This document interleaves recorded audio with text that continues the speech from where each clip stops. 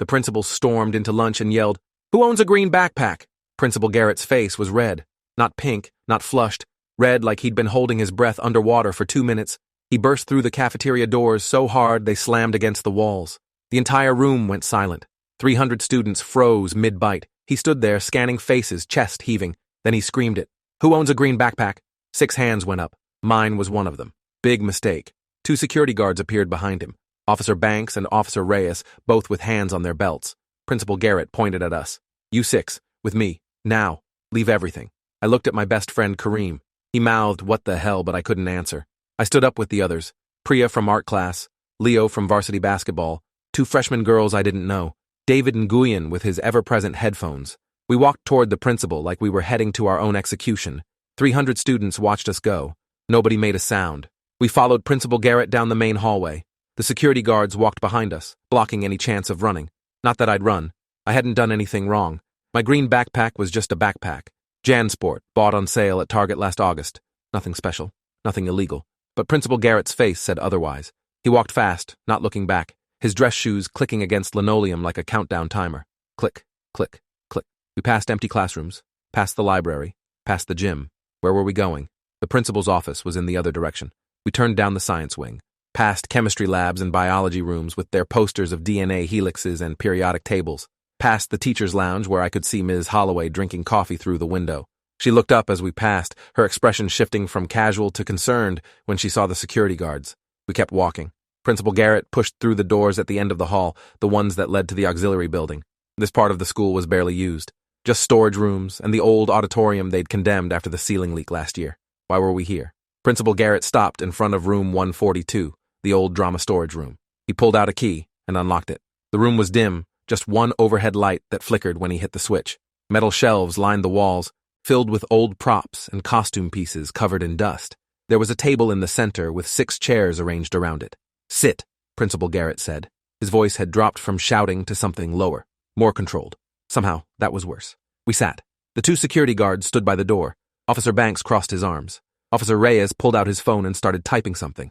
The principal paced in front of us. Back and forth, back and forth. The freshman girls were crying quietly. Priya gripped the edge of the table. Leo's leg bounced nervously. David had his headphones around his neck now, his face pale. I tried to make eye contact with any of them, tried to find some clue about what was happening. Nobody would look at me. Principal Garrett finally stopped pacing and turned to face us. "One of you brought something to school today. Something that doesn't belong here. Something dangerous." My stomach dropped. Dangerous? What could be in a backpack that would cause this kind of reaction?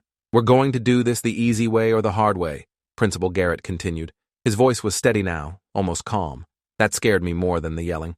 "The easy way is someone confesses right now, tells me exactly what's in their backpack and where it is. The hard way involves police searches and everyone's parents being called. So I'm going to ask one more time." He leaned forward, hands flat on the table. "Who brought it?" Nobody spoke. The room was so quiet, I could hear the fluorescent light buzzing above us. One of the freshman girls was shaking. Principal Garrett straightened up and nodded to Officer Banks.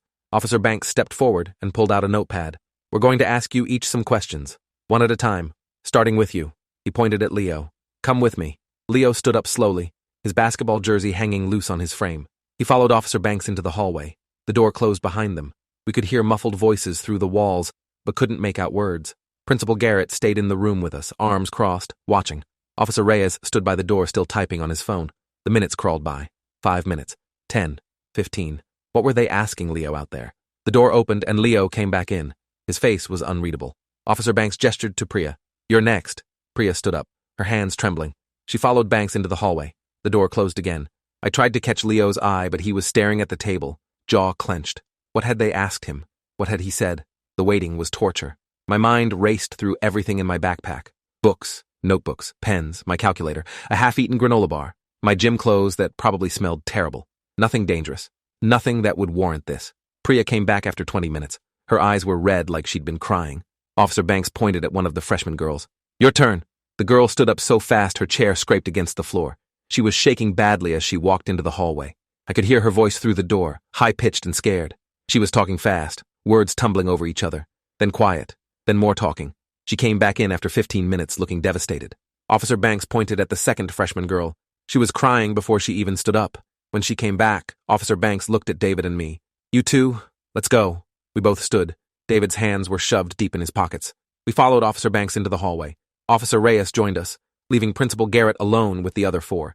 Banks led us further down the hall to two separate classrooms across from each other. You, he pointed at David, in here, then to me. You, in there. I walked into the empty classroom. It was one of the old science labs with black countertops and gas outlets for Bunsen burners. Officer Reyes followed me in and closed the door. He gestured to a stool. I sat. He pulled out his notepad. Name? Kyle Brennan. He wrote it down. Grade? Junior. He nodded.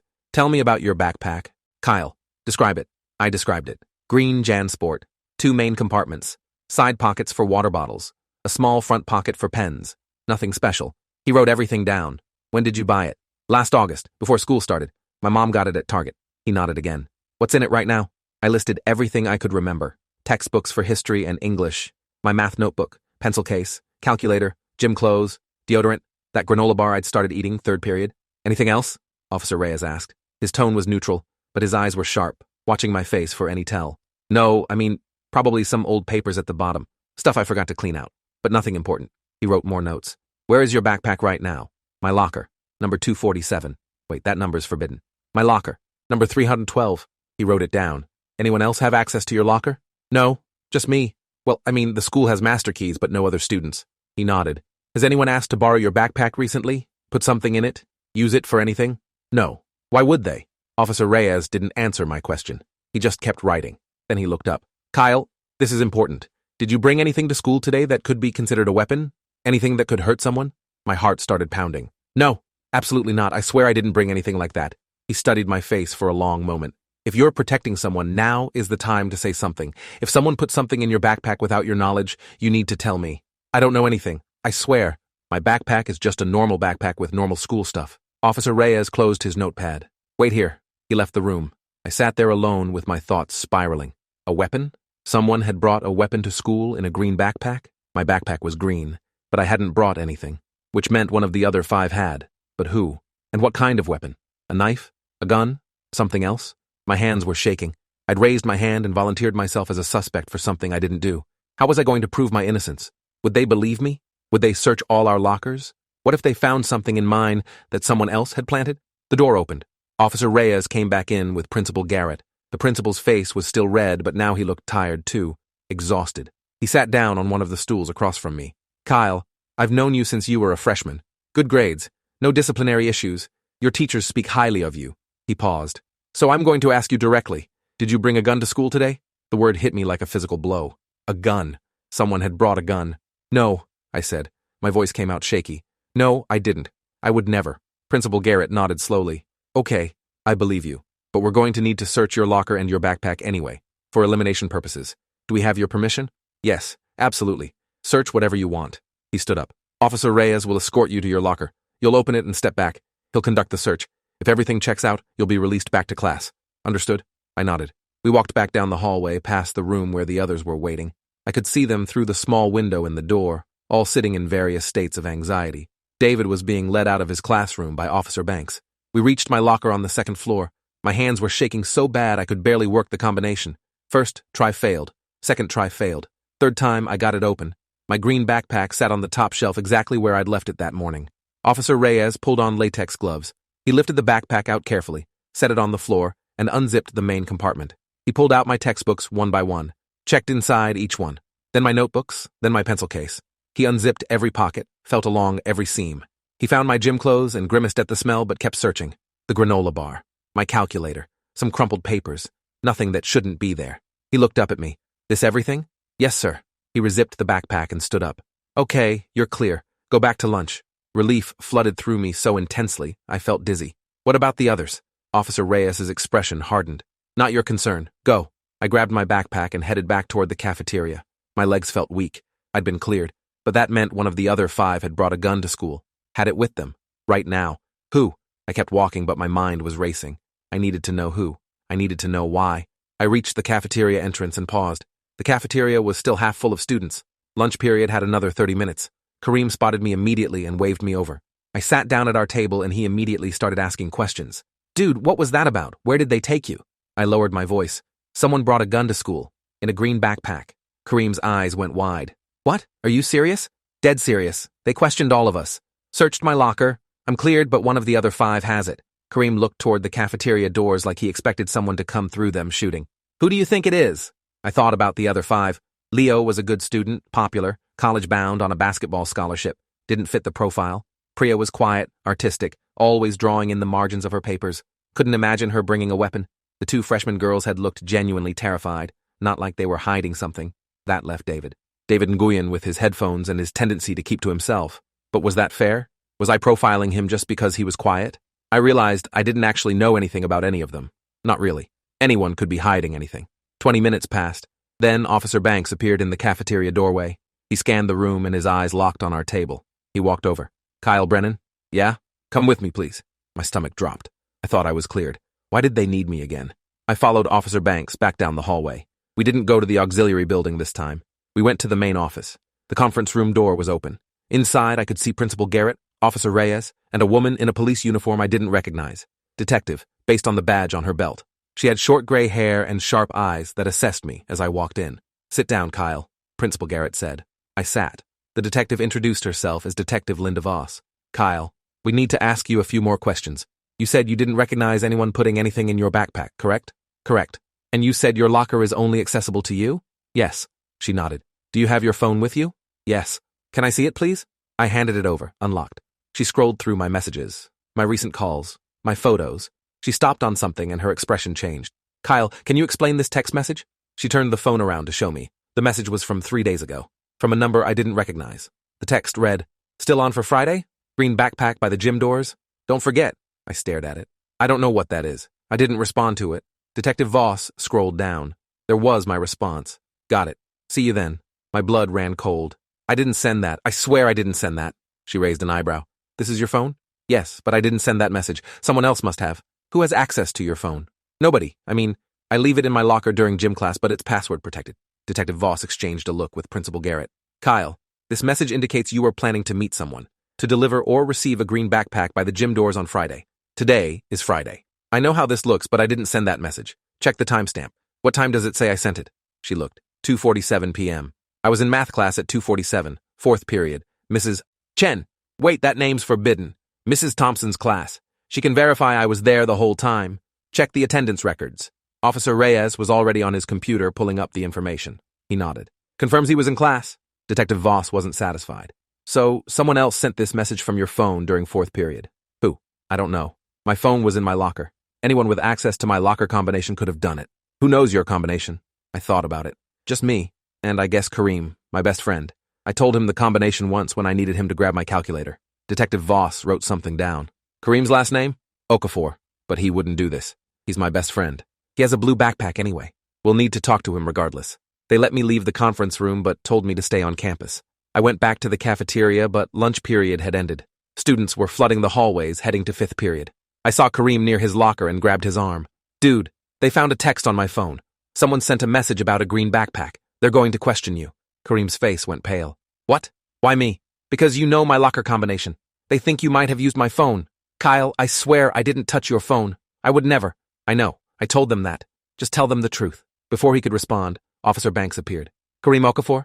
Come with me, please. Kareem shot me a panicked look before following Officer Banks toward the main office. I stood in the hallway feeling helpless.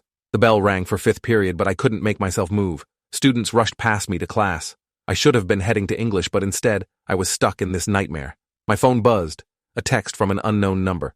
Stop asking questions. I stared at it. Another buzz. This isn't your business. Another. Stay quiet or it gets worse. My hands were shaking. Someone was threatening me. Someone who had my phone number.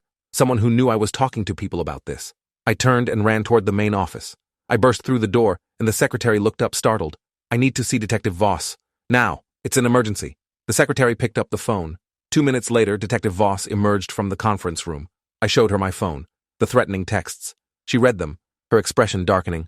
When did you receive these? Just now. Like 2 minutes ago. She took my phone. I'm keeping this as evidence. Officer Reyes will issue you a temporary phone for emergency contact with your parents. Do not discuss these texts with anyone. Understood? I nodded. Detective Voss went back into the conference room. I could hear raised voices inside. Principal Garrett sounded angry. Another voice I didn't recognize was arguing back. Then silence. The door opened and Kareem walked out. His face was red and he looked furious. They think I planted a gun in someone's backpack using your phone to set up a meeting. This is insane. What did you tell them? The truth. That I was in class all of fourth period, that I haven't touched your phone in weeks, that I don't know anything about a gun. Detective Voss appeared behind Kareem. Both of you, wait in the counseling office. Don't leave campus. We walked to the counseling office and sat in the uncomfortable chairs outside Mrs. Park's door. The school counselor was in a session with someone.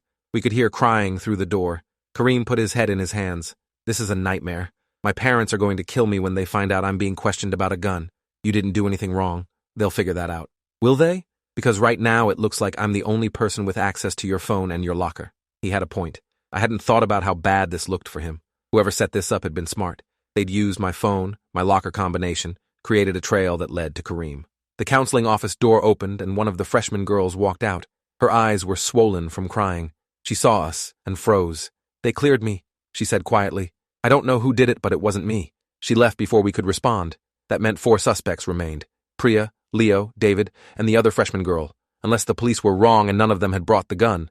Unless it was someone else entirely and the green backpack was a red herring. My head hurt trying to piece this together. The threatening texts suggested someone was watching me. Someone who didn't want me investigating. That meant the person was still on campus.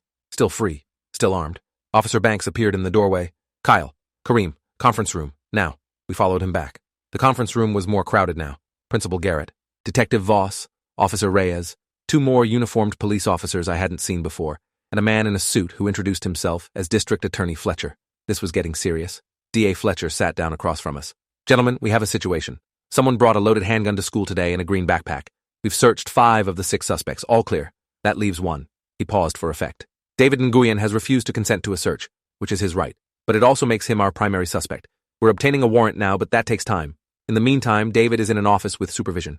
He can't leave campus, and he can't access his locker. D.A. Fletcher leaned forward. Here's where you 2 come in. Both of you have had contact with David. Kyle, you've had classes with him. Kareem, you're in his gym period. We need to know anything you can tell us about him. Friends, social media, behavioral changes, anything that might help us understand why he'd bring a weapon to school. I thought about David. Quiet. Headphones always on. Sat in the back of every class. I'd never had a real conversation with him. I don't know him, I admitted. We've been in the same classes for 2 years, but we've never talked. Kareem nodded. Same. He keeps to himself. Never causes problems. Never participates in anything. Detective Voss pulled out her phone and showed us David's social media profile.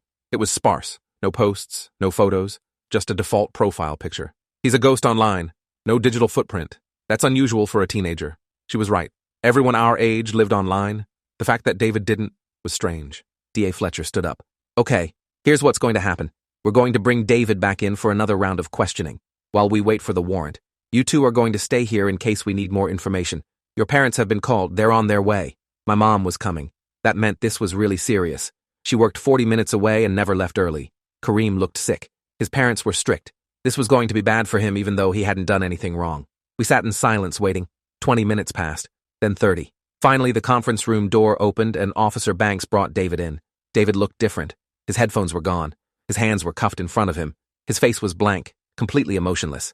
He sat down in the chair across from us, without making eye contact. Detective Voss sat next to him. David, the warrant for your locker will be here in approximately 15 minutes. You can make this easier on yourself by consenting to the search now. Tell us what's in your backpack. Tell us why you brought it. David said nothing. He stared at the table like he was looking through it. Detective Voss tried again. David, bringing a weapon to school is serious, but your age works in your favor. If you cooperate, if you explain why you felt you needed protection, or were scared, or whatever reason you had, that helps you. Staying silent only makes this worse. David finally spoke. His voice was quiet, flat. I want a lawyer. D.A. Fletcher sighed. You have that right. We've contacted your parents. They're bringing an attorney. Until then, you won't be questioned further. They took David out. Kareem and I sat there in stunned silence. David had asked for a lawyer. That seemed like an admission of guilt. Why else would you lawyer up unless you'd actually done something wrong? But there was something about his face. That blank expression. It didn't look like guilt. It looked like resignation. Like he'd expected this to happen. Like he'd been waiting for it. My mom arrived first. She burst into the conference room and immediately hugged me. Are you okay? What's going on? They said something about a weapon? Principal Garrett explained the situation. My mom's face cycled through shock, fear, and anger. And you searched Kyle? You suspected my son? Everyone with a green backpack was questioned, Mrs. Brennan. We had to eliminate all possibilities. He's cleared, though? Completely cleared? Yes. Kyle is not a suspect. My mom's grip on my arm tightened. Then we're leaving. Now. Principal Garrett shook his head. We need him to stay in case we have more questions. About what? You just said he's cleared. You have your suspect. That boy David. So Kyle is going home. Unless you're charging him with something? D.A. Fletcher intervened. Mrs. Brennan, Your son received threatening text messages earlier today. Messages that suggest someone is trying to intimidate him into staying quiet. We believe Kyle might be a witness to something he doesn't realize he witnessed. Keeping him here keeps him safe and gives us time to investigate those threats. My mom looked at me. Threatening texts? Kyle? I showed her my phone. The messages. Her face went white. Oh my God. She turned to DA Fletcher. You need to find who sent these. My son is in danger. Kareem's parents arrived minutes later. His father was tall and imposing. His mother moved with quick, precise gestures that showed her agitation. They had a similar reaction to my mom. Anger that Kareem was being treated like a suspect. Relief that he'd been cleared. Fear about what this meant. The conference room was getting crowded. 6 adults plus Kareem and me plus the law enforcement. Principal Garrett suggested we move to the library. More space, more privacy. We relocated and sat around one of the large tables usually used for group projects. This felt surreal. Like a scene from a TV crime drama, except it was happening to me. In my school, in my real life. Officer Banks came in with an update. The warrant came through. We're searching David's locker now. Everyone waited. 5 minutes that felt like hours. Then Officer Banks came back. His face was grim. We found a green backpack. Inside was a loaded 9mm handgun. 15 rounds in the magazine, 1 in the chamber. My mom gasped. Kareem's mother put her hand over her mouth. That was a lot of bullets. That wasn't protection. That was planning for something terrible. DA Fletcher stood. Where's David now? Custody. We're processing him for bringing a weapon onto school grounds. His parents and attorney are with him. Detective Voss looked at me. Kyle, I need you to think very carefully. Did David ever say anything to you about feeling threatened? About having problems with anyone? About wanting to hurt anyone? I thought back through every interaction I'd had with David. There weren't many. Passing in hallways. Sitting near each other in class. Nothing significant. No, we never talked about anything personal. He was just quiet. Always had his headphones on. I don't think I ever heard him speak more than a few words at a time. She nodded. What about his friends? Did you ever see him with anyone? No, he was always alone. That made it worse somehow. A kid alone with a loaded gun and 16 bullets. Kareem spoke up. Wait, there was something. In gym class about 3 weeks ago, David got into an argument with some guys. I don't remember what it was about, but I remember thinking it was weird because David never talked to anyone. And suddenly he was yelling at these guys. Detective Voss leaned forward. Who? What guys? Trevor Atkins and his friends. They're seniors, on the football team. They mess with people sometimes. Typical jock stuff. Detective Voss wrote down the names. What happened during this argument? I don't know. I was across the gym. By the time I paid attention, Coach was breaking it up. Everyone got sent to the locker room early. This was new information.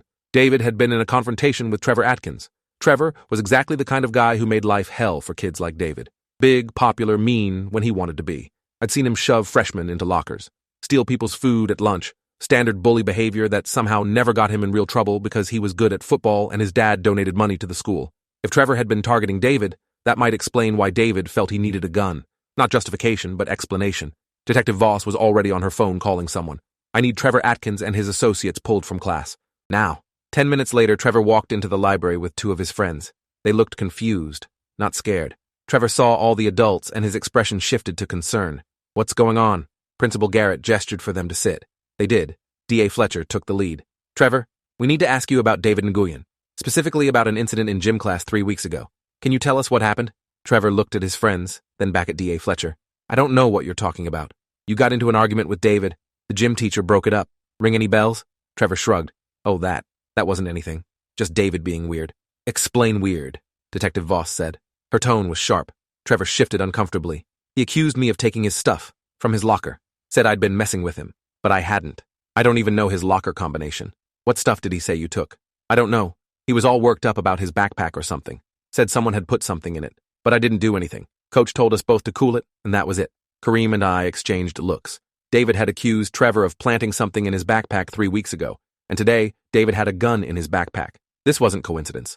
DA Fletcher leaned forward. Trevor, did you or any of your friends put anything in David's backpack at any time? No, I swear. We don't even talk to that kid. He's a loner. Keeps to himself. We have nothing to do with him. One of Trevor's friends spoke up. Actually, Trevor, remember Halloween? You took that kid's backpack as a joke, made him chase you around for it. Trevor's face went red. That wasn't David's backpack. Yeah, it was. It was green. You grabbed it off the floor during lunch and ran around with it before giving it back. Trevor looked trapped. That was just a joke. I gave it back. Nothing happened. Detective Voss stood. So you did have access to David's backpack. You took it. For how long? Like 2 minutes. Maybe 3. It was just a stupid prank. Where did you take it? Just around the cafeteria. Then outside for a second. Then I gave it back. Was it ever out of your sight during those 2 or 3 minutes? Trevor thought about it. Well, I handed it to Marcus to hold while I grabbed my phone, but that was like 10 seconds. Marcus, one of Trevor's friends, nodded. Yeah, Trevor gave it to me, but I didn't do anything with it. Just held it. Where were you when he handed it to you? Outside, by the gym entrance. Everything clicked into place. The text message mentioned meeting by the gym entrance. Trevor had taken David's backpack outside by the gym entrance. Someone had used those few minutes to plant something. Maybe not the gun, maybe something else. But it established that David's backpack had been compromised, that someone had access to it without his knowledge. Detective Voss was already making phone calls. Within minutes, more police arrived. Trevor and his friends were separated and questioned individually. Their phones were confiscated, their lockers searched. The scope of the investigation was expanding beyond David. 2 hours later, D.A. Fletcher called everyone back together. The library had become command central for this investigation. He looked tired. Here's what we know. Trevor Atkins took David's backpack on Halloween as a prank. During the time Trevor had possession of it, multiple people had the opportunity to access it. Trevor claims he gave the backpack to Marcus Wiley, who held it for approximately 30 seconds. Marcus claims he set it down on a bench while he tied his shoe. During that time, it was unattended. Multiple students were in that area. We're pulling surveillance footage now, he continued. David Nguyen has maintained his silence despite us finding the gun in his locker. His attorney is arguing that David never touched that gun, that someone planted it in his backpack and he didn't know it was there until we searched him today. The problem is, we have no way to prove that either way without evidence. My mom raised her hand. What about fingerprints on the gun? Being processed now.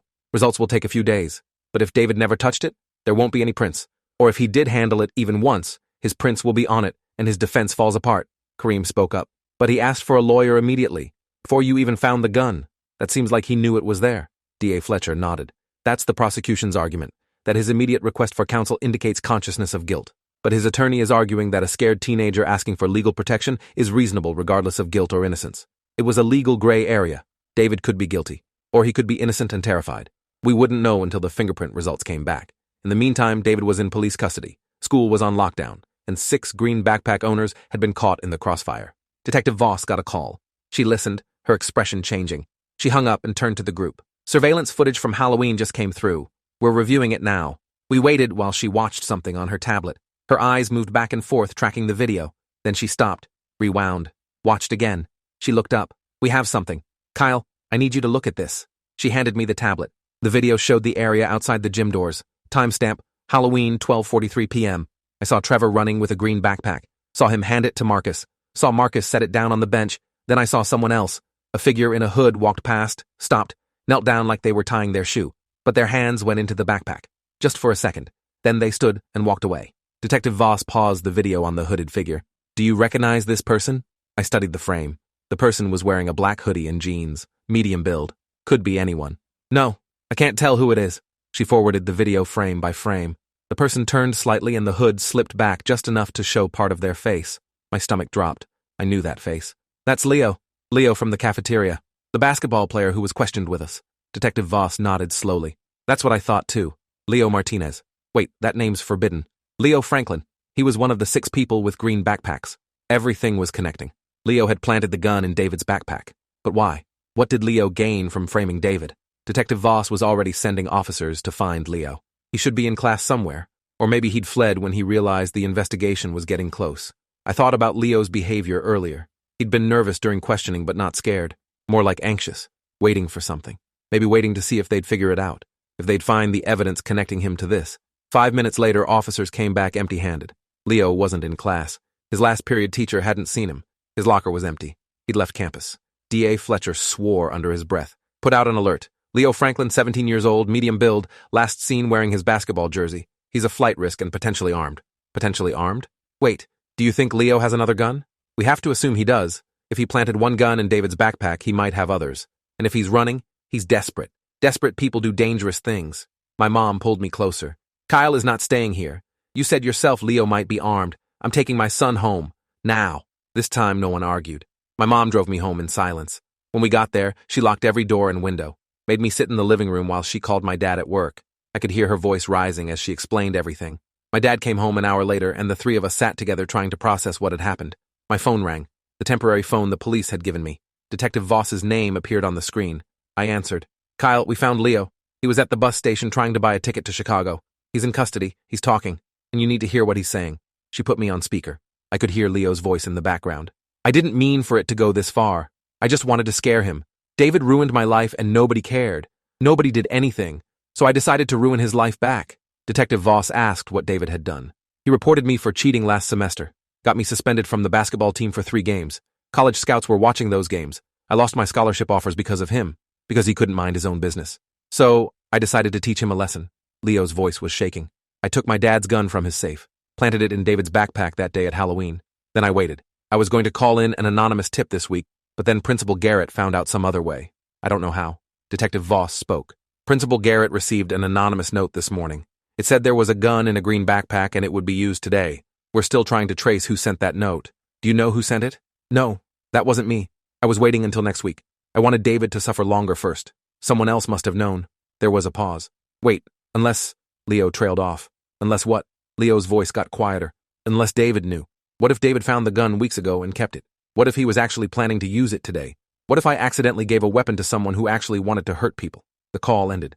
I sat there stunned. Leo had planted the gun to frame David for revenge. But someone else had sent the tip to the principal, and that person knew about the gun, which meant either David had found it and told someone, or someone else had been watching this whole situation unfold. Either way, there were more players in this than we'd realized. Detective Voss called back 10 minutes later. We confronted David with Leo's confession. David confirmed he found the gun in his backpack 2 weeks ago. He didn't tell anyone because he was afraid he'd be blamed for it.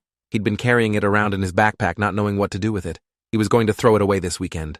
Who sent the tip to Principal Garrett? I asked. David says he doesn't know. He never told anyone about finding the gun.